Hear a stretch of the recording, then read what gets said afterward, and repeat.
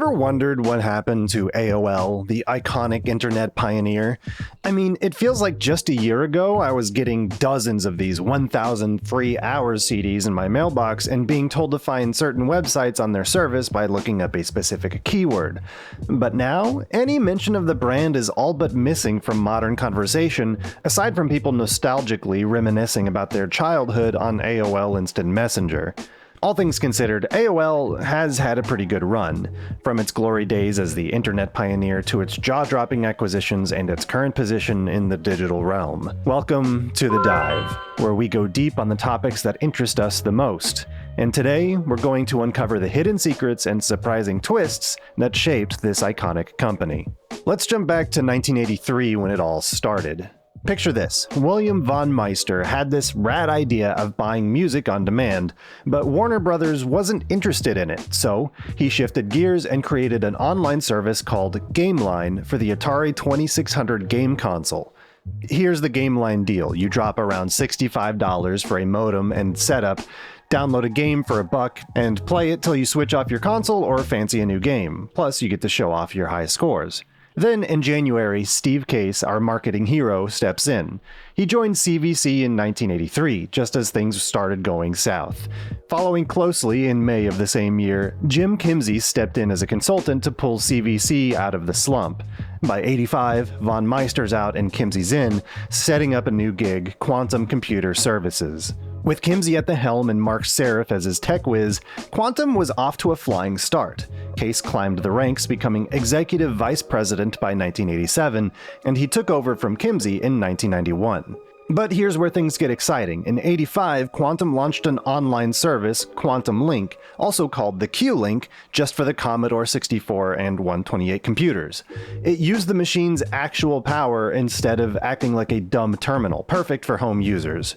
Fast forward to 88, Quantum and Apple release Apple Link Personal Edition for Apple II and Macintosh computers. The same year, they launched PC Link for IBM-compatible PCs. Sadly, the Apple romance soured, so Quantum rebranded as America Online in 1989, the birth of the brand name that we all know today. And Steve Case made AOL the cool new kid on the block for folks just getting their feet wet in tech. AOL was about games from the get-go. They had some absolute bangers like Habitat by LucasArts, Quantum Link Serial by Tracy Reed, and Quantum Space, the first automated play-by-mail game. What does play-by-mail even mean? Honestly, in the 80s, if you were a gamer, AOL was your playground. Then, in 1991, they launched their platform for DOS and Windows, setting the stage for some serious rivalry with Prodigy, CompuServe, and Genie. But here's the kicker. AOL unveiled Neverwinter Nights, a unique Dungeons & Dragons game that totally rocked the scene. And when I first saw this, I had to go and double check this fact because I remember Neverwinter Nights as the D&D 3.5 RPG that came out in 2002. But this is real. Neverwinter Nights actually came out in 1991 on AOL, and it looks unlike anything that you probably already know. Just type Neverwinter Nights AOL as your keyword in Google search, and you'll see what I mean. But anyway, they didn't just stop at games. AOL was like a well-oiled machine. Their subscription model was a cash cow, and their free trials and software were a massive hit. Their growth was so intense that they had to say goodbye to early projects like Q-Link and PC Link by 1994. And just when you thought they'd peaked, they rolled out Usenet in 93. It led to this unending influx of newbies, coining the phrase Eternal September. By the mid-90s, AOL was the big dog in the yard, leaving the others to eat their dust. So yeah, AOL had quite the heyday. And the fun didn't stop there. In 94, AOL was up to something big. They snagged BookLink, a company with killer web browsing technology. But in a twist, they ditched it in 1996 for a browser based on Internet Explorer, which gets them a VIP spot right in Windows. And guess what? They were all in for education too, joining forces with education powerhouses like the National Education Association, American Federation of Teachers, and National Geographic. They even bought WebCrawler in 1995, but flipped it to Excite a year later, making them the go-to search and directory service on AOL. Until the end of 1996, AOL was running a by-the-hour charge, but they flipped the script and introduced a flat $19.95 a month. It was so popular that their servers barely kept up with the incoming tidal wave of new users. Despite the mayhem, they were racking up users, hitting 10 million in 3 years. As they were growing, they needed space, right? So in 1996, they moved to a massive facility in Virginia just in time for a 5-year deal to bundle AOL with Windows software. A partnership that was all but guaranteed to increase their popularity. By 1997, AOL is so big that half the homes with internet in the United States were using it. But they weren't stopping. They snatched up Netscape for their slick web browser and MapQuest for top-notch web mapping. And in 2000 came the big move. You're not going to believe this, but they announced a merger with Time Warner. This colossal union gave birth to AOL Time Warner Incorporated, a combo valued at a mind-blowing $360 billion. But due to some market shenanigans, the value took a dive to only $120 billion as AOL's valuation was tweaked. Even so, by the year's end, AOL was still standing tall while a lot of internet companies crashed and burned. They were proving they could outshine traditional businesses. The mid-2000s saw AOL jazzing things up with some rad features like personalized greetings and AOL 9.0 optimized. They even live-streamed the Live 8 concert on the internet in 2005. This is a pretty big deal because the concept of live streaming all the way back in 2005 was just unheard of. And to cap the year off, Google swooped in and bought a 5% stake in AOL for a cool $1 billion. Things started shifting in AOL land around the mid-2000s. On April 3rd, 2006, they dropped their full moniker, America Online, and officially became just AOL. The Time Warner subdivision morphed into AOL LLC. In June of that year, AOL brought out this neat program called AOL Active Security Monitor. It was like having your own digital bodyguard keeping tabs on your PC's security status. They also rolled out AOL Active Virus Shield, a free service developed by Kaspersky Lab. And here's the kicker, you didn't even need an AOL account to use it. The plot thickened in October of 2006 when Carphone Warehouse snapped up AOL UK's ISP arm. This put Carphone Warehouse in the big leagues as the largest LLU, or local loop unbundling, provider in the United Kingdoms. And in August 2006, they started offering email accounts and software to non-paying customers as long as they accessed AOL through a third-party route. It was a cost-cutting strategy linked to their walled garden business model, and a move to dip their toes in the lucrative advertising pool on AOL.com.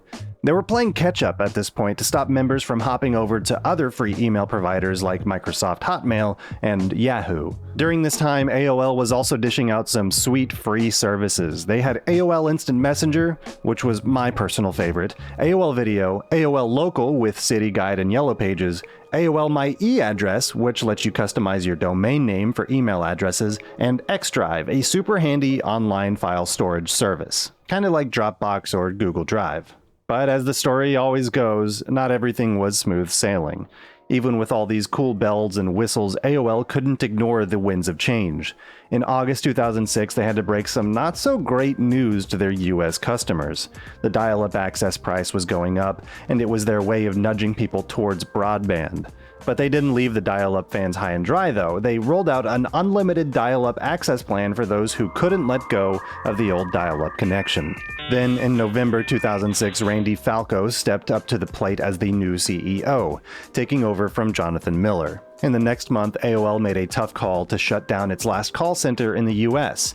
Some folks quipped that AOL was taking the America out of America Online. But they didn't leave their customers out in the cold. They kept providing customer support and technical help from service centers in India and in the Philippines. Then, in September 2007, AOL pulled a major move by shifting one of its corporate headquarters from Dulles, Virginia, to the buzz of New York City.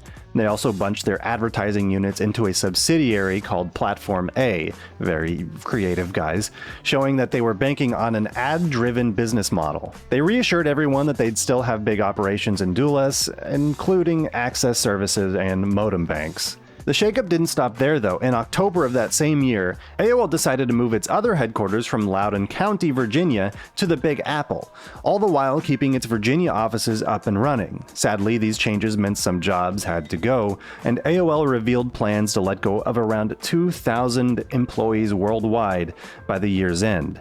It was a hard hit, impacting about 40% of AOL's workforce. By November 2007, AOL's customer base had shrunk to 10.1 million subscribers, but that's still a heck of a lot of people. The shift from paid access to free access was gaining speed, with over 80% of accounts making the switch to the free model. They were rolling with the punches, adjusting to the ever-changing internet landscape. In early 2008, AOL made some strategic moves. Remember that data center they had in Reston, Virginia? Yep, they shut it down and sold it off. Then the Time Warner boss, Jeff Bukes, went and announced this big plan to split AOL's internet access and advertising businesses. There was even talk about selling the internet access division. Just when we thought that was all, AOL drops this bomb in March 2008. They buy the social networking site Bebo for a mind-blowing $850 million. But as they say, what goes up must come down. And in July, AOL pulled the plug on Xdrive, AOL Pictures, and Bluestring. Why? They wanted to focus more on their main advertising business and cut some costs. The year rounded off with the shutdown of AOL Hometown and the AOL Journal blog hosting service. Fast forward to March 2009, and here comes Tim Armstrong, a former Google guy who's now the chairman and CEO of AOL. That was a game changer, and you could feel the winds of change. Time Warner also says that AOL would stand on its own feet after Google's shares ended at the fiscal year's close. To really put a stamp on this new era, AOL jazzed up its brand identity in November 2009. They shortened the name to AOL and displayed it on these cool, artsy canvases commissioned by artists. This change was seen across all of AOL's services, and on December 10, 2009, AOL started trading independently on the New York Stock Exchange under the symbol AOL. Sounds like a whole lot of marketing hoopla for something that didn't need to be done, but what do I know? I'm not a marketer. Anyway, now it's 2010, and under Armstrong's leadership, AOL's making some hefty decisions. They chose to shut down or sell Bebo, the social networking site that they just bought.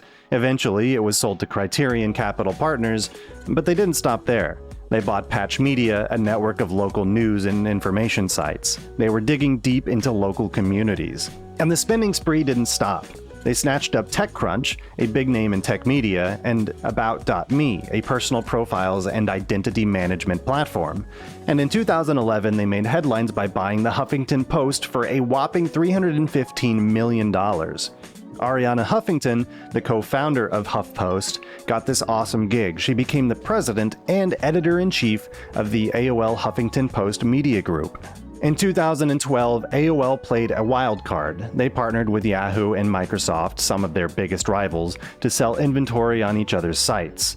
It was all hands on deck to take on Google's advertising supremacy. AOL also rolled out Makers, a digital documentary series showcasing successful women in various fields. In 2014, AOL was all in on video advertising. They even promised audience delivery for online video ad campaigns and launched the AOL On Network, a hub for their video content. Moving on to 2015, a new player enters the space, Verizon. They came in with a bang, announcing their plans to snatch up AOL for a jaw-dropping $4.4 billion. By June, the deal was sealed, with Tim Armstrong still at the helm under Verizon's ownership.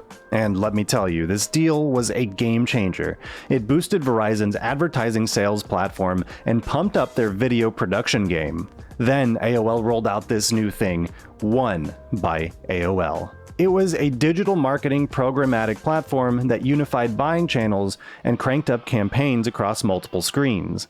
And if that wasn't enough, they also shook hands with Microsoft to take over a major part of its digital ad business. This allowed AOL to sell display, video, and mobile ads on different Microsoft platforms. But 2016 had more in store. AOL snapped up this virtual reality studio called Riot?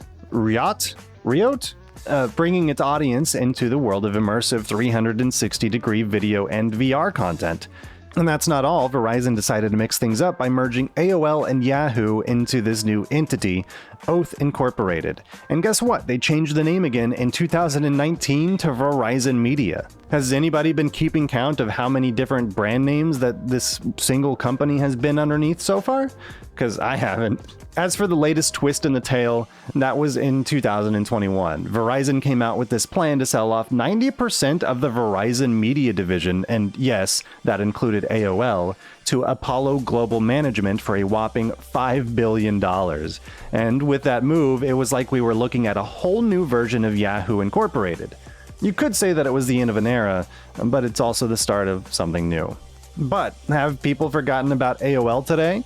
Not at all. Despite all the broadband and fiber optic options out there, there's still a bunch of folks who use AOL as their internet service provider. Reports show that there's still numbers in the low thousands reaching the rest of the world through AOL's dial-up service. Now, you might be scratching your head and thinking, why? Well, for some, they live in rural areas where those high-speed internet options aren't available, and for others, it's a mix of loyalty and nostalgia. The cynical side of me also kind of wants to believe that perhaps they just forgot that they were paying it in the first place. Or maybe they've just stuck with the service they've known since 1985, back when the internet was a distant concept for most people. From AOL's humble beginnings focusing on dial-up service and email, to its reign as an internet giant and its spectacular fall and rebirth as, I guess, an advertising agency, the AOL story is a testament to the fast-paced, ever-changing world of technology and business. It's kind of like watching an epic movie, complete with big dreams, daring moves, crushing disappointments, and surprising twists. And let's not forget the characters of this story like Tim Armstrong, who took over the reins during a pivotal time, leading AOL through numerous acquisitions and partnerships. Then there's Verizon swooping in to acquire AOL, merging it with Yahoo and creating Oath Inc., and then changing it again to Verizon Media. Each of these moves has reshaped and redefined AOL's identity in this digital landscape. But at its core, what has remained constant about AOL is its resilience and its adaptability. Despite setbacks, the brand has continuously evolved and reinvented itself. The fact that 1.5 million people still use its subscription services and 1,000 people still use its dial-up service speaks to its enduring presence. While it may no longer be the internet behemoth that it once was, AOL's influence on the development of the internet and digital advertising cannot be denied. Looking ahead, as AOL embarks on its latest chapter under Apollo Global Management, we can only anticipate what the future holds. One thing's for sure though, AOL's journey is a clear example that in the digital world, change is the only constant. AOL, once the sheriff of the Wild West of the internet, has sure paved the way for where we are now. Thanks for watching The Dive, and until next time, try not to get snatched up by any gigantic media conglomerates. Goodbye.